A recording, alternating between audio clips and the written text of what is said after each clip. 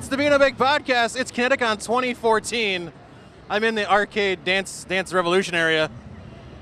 It's the podcast. We're going to go around and interview a bunch of people. We got tons of stuff going on, as you can see behind me. Video games galore. There's cosplayers everywhere. Stay tuned for more here on the B&M Baked Podcast.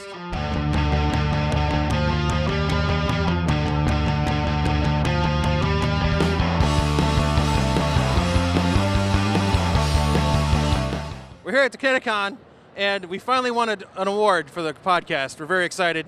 We won the first ever ConnectiCon podcast, Best Podcast in the Town of Enfield award. We're very excited about it. I'd like to thank my mom and my dad, and I swear I wasn't going to do this, but I'm getting very emotional. So, give me a second. I'd like to thank my dog Skipper. He's always there for me. And someone play the music so I can get off of here, please.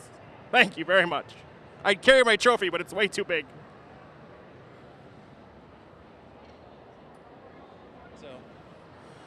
All right, so we're here with Julia, who is dressed as an Oscar. That's what I thought, but you never know at ConnectiCon.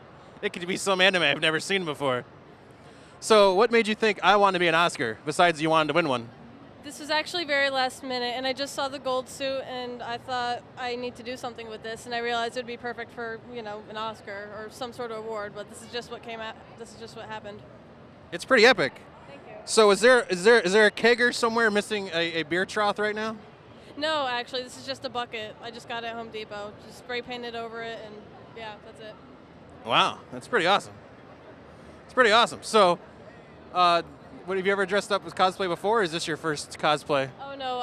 I've dressed up as cosplay before, but nothing like this. Nothing like this head to toe. So have you just been standing around just like this and stand random places all day? Not all day, but I was down here before for like good 20 minutes. Then I was just upstairs for 15, and now I'm back down here. So it's pretty awesome cosplay, because all you have to do is just stand still. Yeah, right? Yeah. But then your legs get kind of tired after a while, don't they? A little bit, but more or less I'm more like shaking like a bit because I'm worried. Yeah. Well, that's pretty cool. So people just coming up and like doing random speeches like I did? Actually, yeah, a few people have. Like, I've heard people next to me because I can't see through this. They're like, I'd like to thank my mother, and I just let them do it. I just stand still. That's awesome. It's pretty cool. It's a quick one. Yeah. That's awesome. Thank you. So our first podcast-approved cosplayer, Julia, as an Oscar. Congratulations. Thank you. Thank you very much. Is anyone you'd like to thank? I'd like to thank my mother, and that's all. Everyone always thanks their mom. Poor dads. The dads out there are getting a bad rap. But good job. Way to go. Thank you. Would you like to thank your friend who's been standing here babysitting you? She's been my eyes for all day. Well, yeah, she can't talk, but she's been my eyes all day. So thank you, Ella, very much. She can't talk? She's sworn to secrecy? No, she lost her voice yesterday. Ah. Yeah, it does suck. See, you should have been the Oscar, because then you can't talk, so you don't have to worry about it. She should have been, but... Next year, an Emmy. Yeah. Emmy. She's an Oscar, you're the Emmy. Then you can find some guy to dress up as the thing for the Tonys. You can be the EGOTs. Oh my God, yes. That's a great idea. The EGOTs. It'll happen. Count on it. Award season superheroes. I sense a comic book coming. We're coming. Stay tuned for EGOTs, the movie.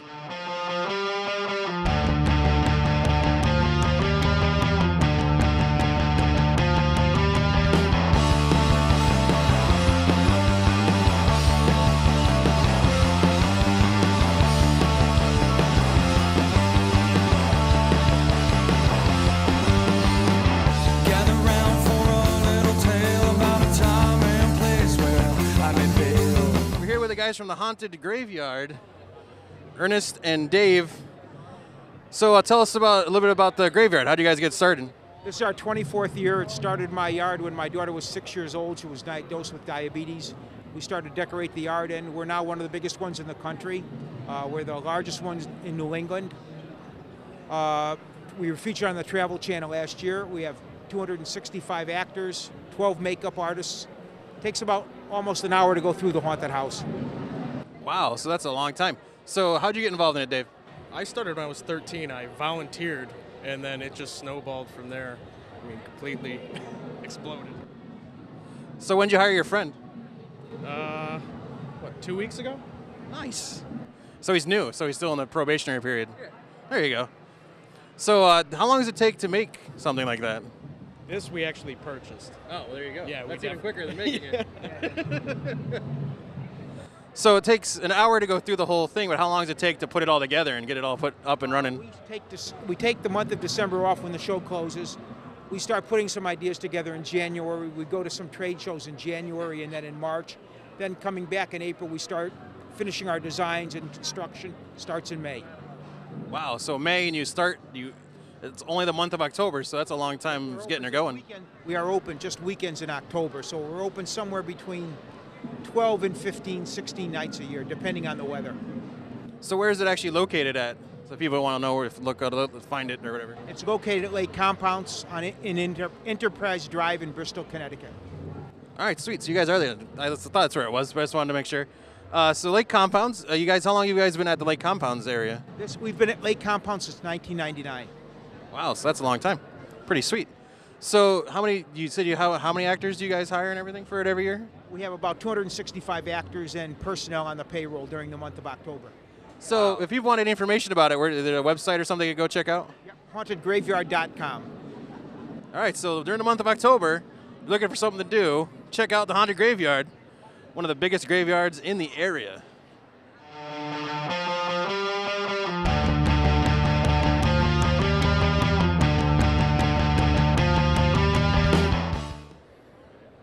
All right, we're here with the one, the only, Alan Oppenheimer. It's very nice to meet you, sir. Thank you. You too. I got to say, when I saw your name pop up on the website, you were the most excited. That was the most excited thing I saw, because I think I've seen everything you've been in. There's a lot of it. At least twice. There's a lot of it, yes. So you were the one and only Falkor. Falkor, the Never-Ending Story. Yes. Skeletor. is my favorite one, I got to say. And you're also... that's a $6 million man. Yep. Transformers. I didn't even know you were in Transformers. If I knew that, I'd be even more excited. Yeah. That's one of my favorite things ever. So in He-Man, not only were you Skeletor, you're also Merman. I was Merman, Cringer, and Man-at-Arms also. So you were a lot of people in that. I was, and sometimes I had to talk to myself. Now, how difficult is that to talk to yourself? It's very easy. I don't get any back talk. I say what I want to say. For instance, Mark, is it? Yes. Well, Mark, here comes Merman. Oh, hello, how are you? I was talking to him. Oh, excuse me. Can Cringer get a word in here, edgewise? Just a minute, please. How's that? Wow, that was impressive. I got to say, I was impressed with it too. The voices always sound that way in my head, but I can never get them to come out that way. So you've been doing this for a long, long time. Yeah. I started cartoons in the 70s. Yes, as Mickey Mouse I saw. Oil Can Harry. Yes, in the Mickey Mouse cartoon. That's right. Wow. That's right. So you've kind of like seen cartoons go from there to now. I'm not happy about that. I liked them better then. Me too. That's what I was going to ask. Do you prefer them then or now? No, then. I mean, I find the content now very shallow. And also, the limited animation is even more limited than when we started doing limited animation. I don't much care for it. Me neither. I agree. I believe the old Transformers and He-Mans were the best cartoons ever. I don't think nowadays they're not even interesting. I can't even watch them anymore. They're too flashy and it's like jumpy. MTV shots. But movies are like that too. Yes. So you don't have to do any lighting. You don't have to do a lighting setup on a set. You've got a handheld camera. You take here, you cut here, you cut here, you cut here. Cheap. Yeah. But not very interesting. No, I agree. I totally agree. So you were in the Never-Ending Story, which is one of my first movies I watched continually over and over again. When you guys were filming it, I was going to ask Noah later on if I had a chance to interview him. Did you guys think it was going to be what it was when you did it? No, we never know. We never know. I've been in some movies that I thought were going to be a hit and they died. And I've been in some movies that we just thought, well, okay, and all of a sudden they're legendary. I mean, that was a movie I just did. My first picture was Star with Julie Andrews. Never went anywhere. I think it's wonderful, but it never went anywhere. Then I did The Hindenburg with George C. Scott. That did well. Freaky Friday with Jodie Foster. That did well. But you just don't know. You do the work. You like the script. You do the work. You never know. So, with Falkor, what was it that made you like, oh wow, that's gonna be something I want to do? Why did you know? The story's charming. He's a beautiful character. I like the warmth of the Luck Dragon. I like that a lot. So when I auditioned for this, they'd already filmed it, so they had to lay in the voice afterwards. So I auditioned in California for Wolfgang Peterson. He said, that's fine. He flew me to Munich, and I was there a week. We did it in 2 days, but I saw Munich and Salzburg. You're in Munich, and you all. gotta, Yeah, exactly. I enjoyed it while I was there. Yeah. No, we got to go there during October, even better. But Yeah, right. It was snowing. It was. well, was there you go. snowing. That's at Yeah, least yeah. something. So, Yeah. so when did you first see Falkor and it's finished? When it was on screen, or did you No, get on to actually screen. see? No, I saw it first on screen. No, it was before they released any VHS of it or anything. Yeah, No, on screen. Yeah. Yeah. So what did you think the first time you saw it in full? Oh, I'm awesome. Absolutely awed by it. Yeah. I also played the rock biter Yes. and Another one of my favorite ones. Gormac, is that the wolf? Gormac, yes. Gormac. Yes. And then when I was finished, he said, "Oh, can you say a few words in the narrator here?" I said, "Well, okay." Why not? He only signed me for Falkor. So and he got- kept springing the other stuff on me. Buy one, get 3 free. Yeah, I'm out the door, and he pulls me by the collar. Oh, one By the more way." thing, would you mind? Yeah. I was always amazed when I was growing up with the puppetry of it that they made. It was just mind-boggling to me. Absolutely. But it's Transformers you did. Yeah. I know one of them was a ConnectiCon.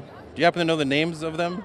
So if people out there would want to know. Sea Spray and Beachcomber. Beachcomber, yes. Warpath here, but I did Warpath too. And you were also Vanity Smurf, I I remember. was Noticed. Vanity Yes. Smurf, Yes, sir.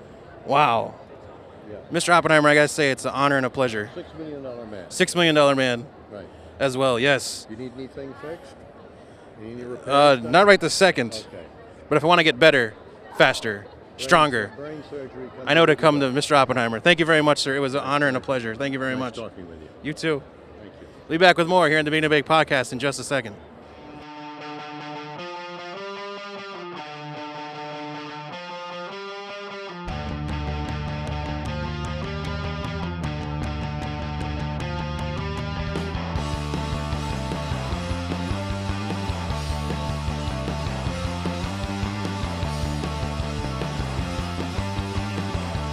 And we're back here at the B&M Baked Podcast here at ConnectiCon, and we ran into Katie, who does duct tape.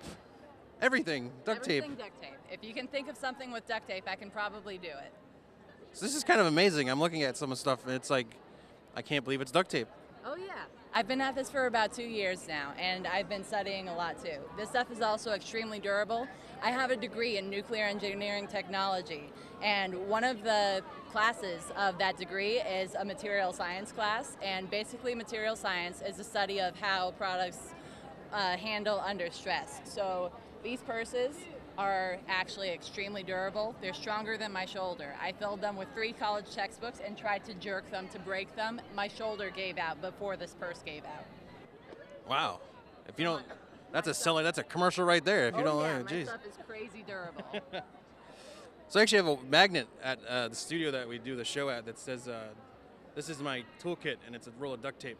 So that'd be yeah. perfect for you. You know what? I have a toolkit full of duct tape too. That's I have awesome. all of my different colors with me everywhere I It's go. amazing. Pretty much. So how long does it take to make, like, say, like a purse? How long does that take? I spend at least 40 hours a week restocking. I don't pay too much attention to the time for individual items because I create a YouTube playlist of stuff, and I'm really glad to have met you guys because I'm going to add you to my YouTube playlist. Definitely. But I set up several hours of a YouTube video, and then I sit there and I work on stuff while I watch stuff. So that gives me inspiration, and it also kind of entertains me while I work. Well, definitely listen to us playing Dungeons and Dragons, and you'll be quite entertained. Absolutely. Because I have Absolutely. no That's gonna clue be what I'm fun. doing, and they all know what they're doing. That's all right. That's So, how it's supposed to run. yeah. So you have wallets, you got purses, you got bracelets, you got cup holders. There's all sorts of things. This is amazing that this is all made of duct tape. I got to say, I'm quite I also impressed. do commissions as well. I've had a couple of different fandom wallets have been really popular today. I've been cranking out all sorts of custom-made fandom wallets. Ah. So I've seen like on the news and stuff, they had the girls that wear the dress made of duct tape. There's actually a scholarship for that. It's called Stuck at Prom. Wow, it's amazing. You can the stuff you can do with duct tape. You can also make a tuxedo out of duct tape. You can also get a scholarship for making your tuxedo out of duct tape. It's amazing. I'm baffled by this. This is like, it's my mind is blown. It's sponsored by Duck Brand Duct Tape, and that is my favorite brand of duct tape. I actually Nice order plug. Definitely. I also retail the actual Duck Brand Duct Tape too, because it's my favorite kind. It's the best quality for the best price. It's definitely fun to work with. Sweet. So, do you have a like you said you had the YouTube, but do you have a website people can go to get stuff at? I do have a website. If you look up A+D Duct Tape, just on the internet at all, you'll find my Facebook, my Tumblr, my everything. Alrighty, so take a look at that, folks, and get yourself some duct tape gear.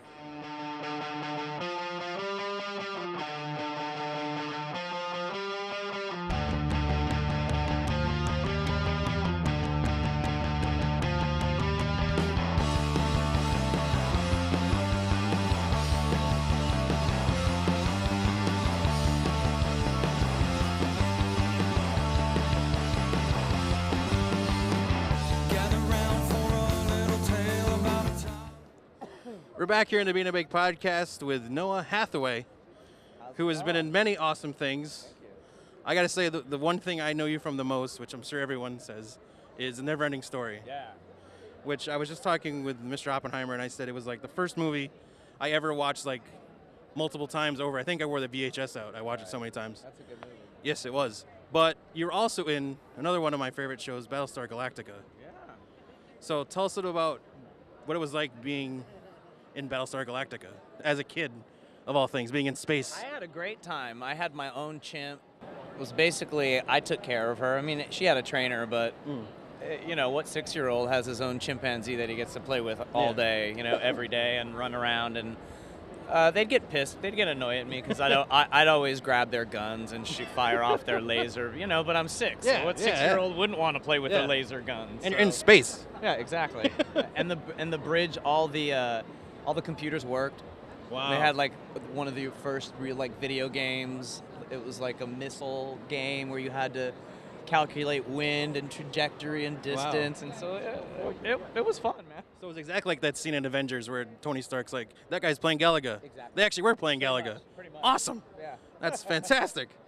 So, Never-Ending Story. Yeah. I'm sure you probably will ask you 9,000 questions about it, but I'm going to ask you 9,001 questions all about it. good. How did that come about? How did you get that? I didn't just go for audition, but how did? Yeah, they had a different director originally, and they did a worldwide one of those castings, and my agent sent me in and went through the whole callback, all that crap, and they hired me, and then they fired the director and started all over again, and they brought Wolfgang Peterson on. And then they saw another 50, 100,000 kids and went through the whole process again. So you kind of auditioned for close to a year. Wow. Yeah, it's crazy. So it was one of the first, not one of the, it was actually one of the first like Jim Henson puppetry movies that was out there. First one I remember. What was that like with the puppets? Like, it was mind-boggling me to watch them in action. I don't know how it would be in person. It was amazing. It was amazing. I think it was just a lot of Jim Henson's people. I don't think it was Jim Henson directly. But yeah, it was incredible, and it really gave you a sense of something real and tangible that you were relating to instead of some idiot with a tennis ball on a stick, because what is the tennis ball giving you back? Because you had a moving, animate thing that you really could actually relate, and they really made it lifelike. And you had, Alan's voice going, and so... Yeah, it was pretty epic. Now, I asked him, and I know everyone always says they don't know when they first shoot it if it's going to be as big as it's going to be, but did you in your wildest imagination think that that was going to turn into what it is now? What it is now?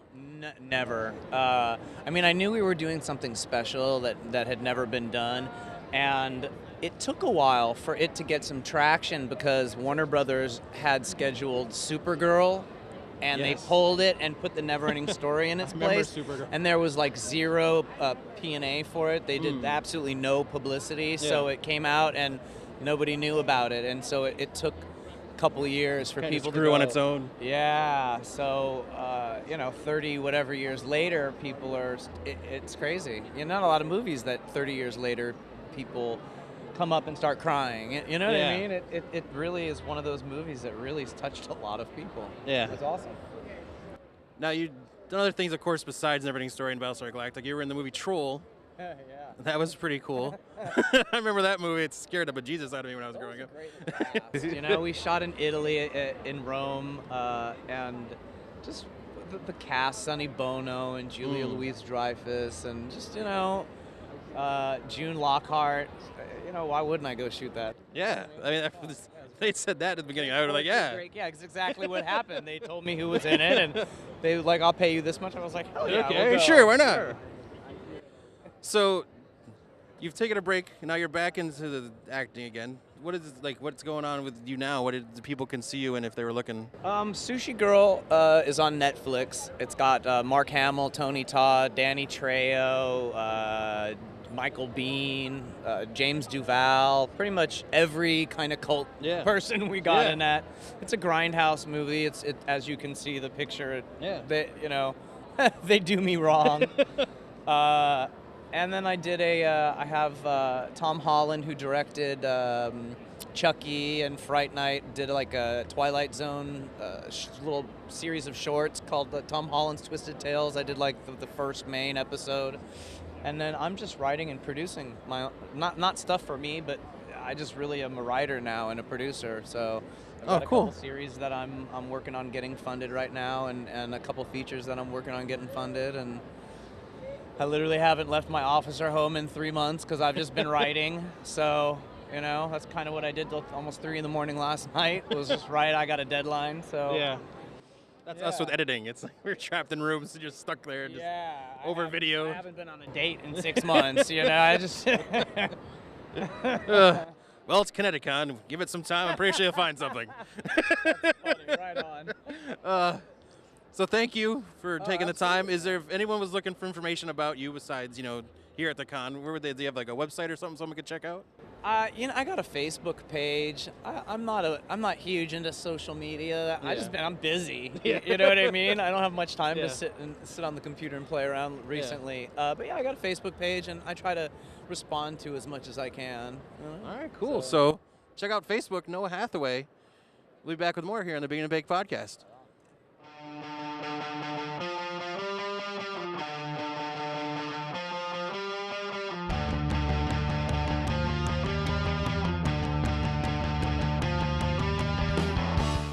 We're back here at the B&M Baked Podcast. We're here with Denise Grover Schwank. Did I say it all correctly? Swank. Swank. Dang it. I was like practicing while she was talking earlier, and I wanted to make sure I got it right. And of course I got it wrong. Yeah. So tell us a bit about your books that you have here. You have tons of books. Yes, I have 5 series right now. I have 2 urban fantasy series, a YA sci-fi series, a romance mystery series, and contemporary romance. But I have my urban fantasy and YA here, my sci-fi. All right, so your newest book is... The Curse Keeper series. It's urban fantasy paranormal romance based on the lost colony of Roanoke and Native American spirits. Wow, Roanoke. That's a good story. I'm a history nut, so that's when you said that I kind of piqued my interest. I have done so much research for that series. It's crazy. I have like 20 reference books listed on the website that I've used for that series because I've had to research the history of it so much. Yeah. It's pretty crazy stuff that they just kind of just disappeared. Yeah. It's kind of nuts that they were just gone. I have my own version, of course, for the for the story. It disappeared because of a curse. Ah. Yes, to bind the Native American spirits and gods of the unfriendly tribes because they got their power from war from their gods and spirits. So. Sneaky. My version. Very good. And so this one, Chosen, you were saying, is on the Amazon. Yeah, and Chosen was my first most popular book. It's been #1 in contemporary fantasy. It was #1 in all of fantasy and sci-fi. It's like ahead of George R.R. Martin for a while, a couple of days anyway. I've sold about 90,000 copies of that book, about 200,000 copies of the whole series. So, Wow, yeah. that's awesome. Yeah. So you can get them on Amazon. Is there a website somewhere they can go besides there that you have your own? Yes, I have a website, and it's denisegroverswank.com, easy enough. And there's buy links to all my sites, or to all my books. I'm on Amazon, iBooks, Barnes & Noble, and Kobo. Sweet. So get out there, you're looking for something good to read this summer, there's a nice day like today. Instead of being trapped inside the ConnectiCon like I am, you could be out reading a book written by Denise Grover Swank. I got it right that time. Yes. Thank you very much for your time.